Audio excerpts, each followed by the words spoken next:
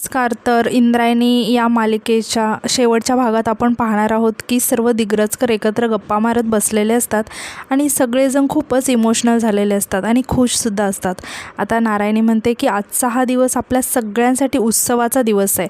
तेव्हा मोठ्याबाई म्हणतात की चला मग या निमित्ताने आज व्यंकट भाऊजी आणि इंद्रायणी या दोघांचाही कीर्तनाचा लाभ मिळणार आहे आपल्याला, असं म्हणून आता सगळेजण खूपच खुश होतात. तर आता यानंतर रात्री आपण पाहतो की व्यंकू महाराज आणि इंदूच्या कीर्तनासाठी सर्वजण मंदिरात एकत्र जमलेले असतात. आता व्यंकू महाराज आणि इंदू विठुरायाचा आणि सर्व संतांच्या पाया पडतात आणि त्यांच्या आशीर्वादाने आता कीर्तनाला सुरुवात करतात. आता व्यंकू महाराज म्हणतात की आज आपला विठुराया परत एकदा आपल्या देवळात येऊन विराजमान झालेला आहे. हा आपल्या सगळ्यांसाठी अतिशय आनंदाचा, भाग्याचा असा क्षण आहे आणि माझ्यासाठी विठुराया इथे आला आहे. इतकीच आनंदाची गोष्ट ही सुद्धा आहे की आज खूप दिवसांनी मी आणि इंद्रायणी जी आम्हा दिग्रजकरांच्या कीर्तन परंपरेच्या गादीची खरोखरची वारसदार आहे, आम्ही दोघेजण सहकीर्तनासाठी, सेवेसाठी तुमच्या सगळ्यांसमोर आणि विठुरायासमोर आज उभे आहोत. आणि म्हणतात की तुका म्हणे येणे आनंदी आनंदू, गोविंद गोविंदू पिकविला. तेव्हा इंदू सांगते की महाराज म्हणतात की इतका आनंद झाला आहे की या शेतात विठ्ठल नामाचं भक्तीचंच पीक आलं आहे. जसं विठूच्या वाडीवर दिग्रजकरांच्या घराण्याच्या परंपरेवर एक मोठं संकट आलं होतं खरं, तेव्हा व्यंकू महाराज म्हणतात की खरं तर या सगळ्याला प्रामुख्याने मीच कारणीभूत आहे. संकट आमच्या कुटुंबावर येतं हे इंद्रायणीने आम्हा सगळ्यांना समजावून सांगण्याचा खूप प्रयत्न केला होता. अनेकदा तिने आम्हाला सावधही केलं, पण डोळ्यावर अविश्वासाची पट्टी बांधली होती. इंदूने आणि आमच्या वहिनींनी खूप प्रयत्न केले होते आम्हाला समजवण्याचा, पण आमच्यापैकी कोणी काहीच ऐकलं नाही. आणि म्हणतात की माऊली, आज तुम्हा सगळ्यांसमोर आणि विठुरायाच्या साक्षीने ही जी काही चूक किंवा आमच्या हातून घडलेला अपराध आहे त्यासाठी इंदूची आणि वहिनींची हात जोडून माफी मागतो मी. आणि ते इंदूसमोर हात जोडून तिच्या पाया पडायला लागतात आणि म्हणतात की इंदू मला माफ कर. तेव्हा इंदू आता खूप टेन्शनमध्ये येते आणि इमोशनलसुद्धा होत व्यंकू महाराजांना म्हणते की महाराज अहो काय करता, हे गुरु आहात तुम्ही माझे आणि गुरुचे उपकार आयुष्यभर जरी फेडायचा प्रयत्न केला ना तरी फिटले जात नाहीत. वडिलांसारखे आहात हो तुम्ही माझ्या. तुम्ही माझी माफी जरी मागितली तरी हा विठुराया मला त्याच्या दारात उभं नाही करणार. तेव्हा व्यंकू महाराज म्हणतात की तुझ्या मनामध्ये, हृदयामध्ये विठुराया इतका भरून उरलेला आहे की आता तिथे हेवे देवे, द्वेष, मत्सर या कुठल्याही भावनांना काही जागाच उरलेली नाही बघ. आणि म्हणतात की तुला सांगतो, तुझ्याकडे पाहिलं की मला संत जनाबाईंची आठवण येते. आणि ते सर्वांना म्हणतात की माऊली, मी कायम इंदू लहान असताना तिला संत जनाबाईंची एक गोष्ट सांगायचो. तेव्हा इंदू म्हणते की कुठली महाराज. तेव्हा व्यंकू महाराज म्हणतात की चला आज तुझ्या निमित्ताने सर्वांना संत जनाबाईंची ती गोष्टच ऐकवतो. आणि आता ते सांगायला लागतात की संत जनाबाई पंढरीच्या आपल्या खूप मोठ्या संत. तर माऊली, त्या काळी संत जनाबाईंच्या अभंगाची कीर्ती संपूर्ण भारतभर पसरलेली होती आणि ती इतकी पसरलेली होती की उत्तरेत असणाऱ्या कबीर महाराजांच्या कानावरती पोहोचली. कबीर महाराज इतके प्रभावित झाले की संत जनाबाईंचे दर्शन घ्यावं, त्यांना या डोळ्यांनी बघावं अशी इच्छा कबीर महाराज यांच्या मनात निर्माण झाली. कबीर महाराज पंढरीला आले आणि तिथं आल्यानंतर आणि लोकांकडे जनाबाईंची चौकशी केल्यानंतर त्यांना हे समजलं की या संत जनाबाई म्हणजे संत श्रेष्ठ श्री नामदेव महाराजांच्या घरी काम करणारी एक मोलकरीण स्त्री. कबीर महाराजांनी त्यांना विचारलं की जनाबाईंना कसं, कुठं भेटायचं. आणि त्यावेळी त्यांना कळलं की जनाबाई त्यावेळेस पंढरीत नव्हत्याच, त्या गेल्या होत्या गोपाळपूरला. तेव्हा इंदू विचारते की कशासाठी महाराज. तेव्हा व्यंकू महाराज हसायला लागतात आणि म्हणतात की शेणाच्या गौऱ्या थापण्यासाठी. आता इंदू सांगते की घरकाम करणारी मोलकरीण, गौऱ्या थापणारी बाई अभंग लिहिते. याचं त्यांना आश्चर्य वाटलं. वाट बघायची सोडून हे थेट निघाले गोपाळपूरला आणि तिथे जाऊन बघतायत तर काय, दोन बायका कचाकचा एकमेकींशी भांडत होत्या बघा.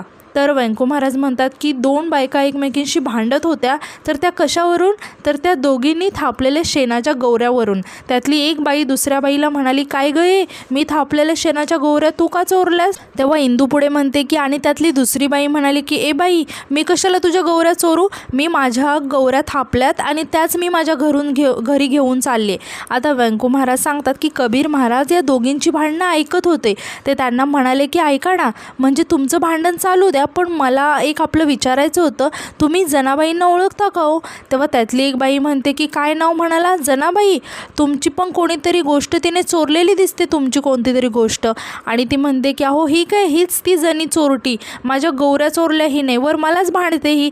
तर जनाबाई म्हणतात की काय गं, कोणाला चोरटी म्हणतेस? तेव्हा सगळेजण आता हे ऐकून हसायला लागतात. आता व्यंको महाराज म्हणतात की माऊली, या दोघींचं हे भांडण बघून कबीर महाराज जरा गोंधळात पडले, कारण कबीर महाराजांच्या मनामध्ये जनाबाईंचे अभंग वाचून पाहून एक प्रतिमा तयार झाली होती आणि त्यांच्यासमोर हे अचानक आलं. त्यामुळे त्यांनी जरा घाबरतच विचारलं, खरंच तुम्ही जनाबाई आहात का? तेव्हा जनाबाई म्हणतात की होय होय, मीच आहे जनी, काय अडचण आहे तुमची? आता व्यंको महाराज सांगतात की कबीर महाराज आता हे सगळं बघून गोंधळून गेले होते. त्यांनी ठरवलं या प्रकरणातून आता आपण जरा काढता पाय घेऊयात. आणि ते म्हणाले की नाही नाही, माझा थोडा गैरसमज झाला होता. असं म्हणून कबीर महाराज तिथून निघाले आणि 4 पावलं चालले, तितक्यात मागून खणखणीत आवाज आला. तर आता इंदू जनाबाईंची ॲक्टिंग करत म्हणायला लागते की बाबा इकडे ये, तुझ्या जनीला भेटायला आलास ना? तर ती मी नाही आहे, तू मला ओळखत नाही आहे, मी तुला ओळखत नाही, आता तू हिला पण नाही ओळखत, तर आलास तर एक निवाडा करून जा बाबा आमचा, ह्या आमच्या गोवऱ्या त्या तेवढ्या निवडून द्या आम्हाला, आणि मग तू जा बाबा. आणि म्हणते की अरे इतका कसला विचार करतोस, खूप सोपं काम आहे ते, करून जा. तेव्हा व्यंको महाराज म्हणतात की सोपं काम? अहो कबीर महाराज बुचकळ्यात पडले, शेणाच्या गौरीसारखी गौरी. कबीर महाराजांना कळेना, अहो एवढ्या मोठ्या आध्यात्मिक पातळीवर असलेला माणूस, पण जनाबाईंना त्यातून नेमकं काय म्हणायचं आहे त्याविषयी त्यांच्या मनामध्ये फार कुतूहल निर्माण झालं. आता इंदू जनाबाईंची ॲक्टिंग करत म्हणते की अरे इतकं अवघड नाही आहे रे ते, या आमच्या दोघींच्या गौऱ्या त्या एक एक करून कानाला लाव, आणि ज्या गौरीमध्ये तुला विठ्ठल विठ्ठल विठ्ठल असा आवाज येईल ती माझी, आणि ज्यात कसलाच आवाज यायचा नाही ती हिची. आता महाराज म्हणतात की जनाबाईंनी दिलेलं उत्तर संत कबीर महाराज यांनी ऐकलं आणि त्यांच्या लक्षात आलं की आपण बरोबर ठिकाणी आलोय. महाराज पुढे आले आणि त्यांनी शांतपणे 2 गौऱ्या उचलल्या आणि कानाला लावल्या. माऊली, खरंच त्यांच्या कानामध्ये विठ्ठल विठ्ठल असा विठुरायाचा नामगजर ऐकू आला. कबीर महाराजांनी हळूहळू सगळ्या शेणाच्या गौऱ्या कानाला लावल्या आणि ज्या गौरीमधून विठ्ठल विठ्ठल असा आवाज ऐकू आला त्या जनाबाईंच्या, आणि ज्यात आला नाही त्या दुसऱ्या स्त्रीच्या. असं करून त्यांनी विभागणी केली.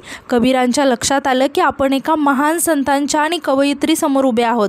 तेव्हा आता इंदू व्यंको महाराजांना विचारते की महाराज, पण गौरी तर शेणाची असते आणि मग त्यातून विठ्ठल विठ्ठल असा आवाज कसा काय आला? तेव्हा व्यंको महाराज म्हणतात की ज्या स्त्रीचं संपूर्ण जीवनच विठ्ठलमय झालंय, तिने केलेल्या कुठल्याही कामामधून विठुरायाच्या नामाव्यतिरिक्त आणखी कुणाचं नाव ऐकू येणार आहे? आता इंदू विठुरायाकडे बघून खूप इमोशनल होते आणि विठुरायासमोर हात जोडून रामकृष्ण हरी म्हणते.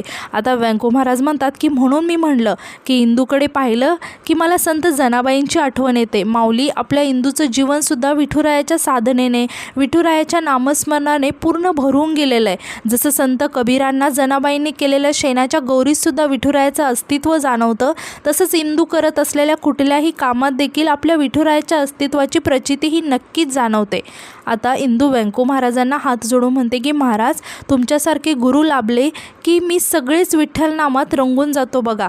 तेव्हा व्यंको महाराज म्हणतात की माऊली, विठुरायावर जर निस्सीम श्रद्धा आणि भक्ती असेल तर त्याला या संपूर्ण जगामध्ये एकच एक विठुराया व्यापून उरलेला आहे, हा बोध झाल्याशिवाय राहत नाही. संत सोयराबाईंनी त्यांच्या अभंगातून सुद्धा हेच म्हटले.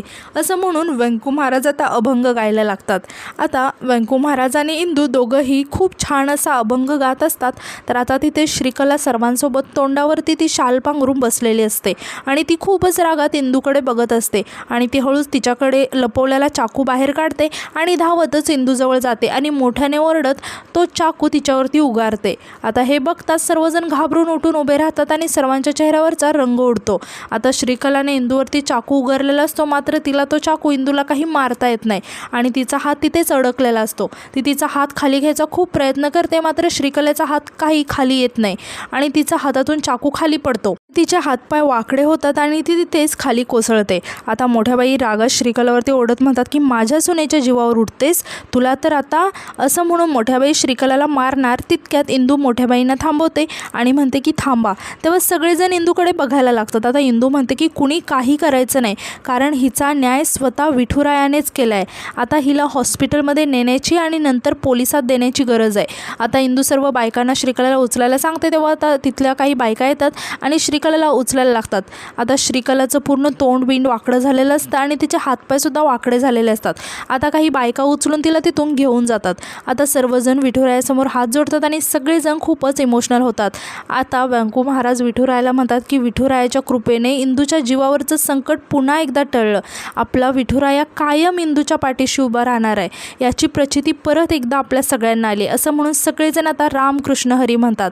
आता इंदू म्हणते की संकट टळले ना महाराज, तर मग कीर्तन सेवा थांबवायची कशाला, असं म्हणून आता इंदू आणि व्यंकू महाराज पुन्हा अभंग गायला लागतात. तर आता सगळी विठूची वाडी रामकृष्ण हरीच्या गजरात दुमदुमत असते. आता वातावरणात एक विलक्षण अशी शांतता आणि समाधान पसरलेलं असतं. संकट टळल्याचा दिलासा सगळ्यांच्या चेहऱ्यावर दिसत असतो. इंदू आता विठुरायासमोर उभी राहून डोळ्यात अश्रू घेऊन हात जोडते आणि तिच्या डोळ्यात कृतज्ञता, भक्ती आणि पूर्ण समर्पण झळकत असतं. आता व्यंकू महाराज तिच्याकडे अभिमानाने आणि मायेने पाहत असतात. त्यांच्या डोळ्यासमोर आपली लहानपणीची निरागस इंदू तरळून जात असते.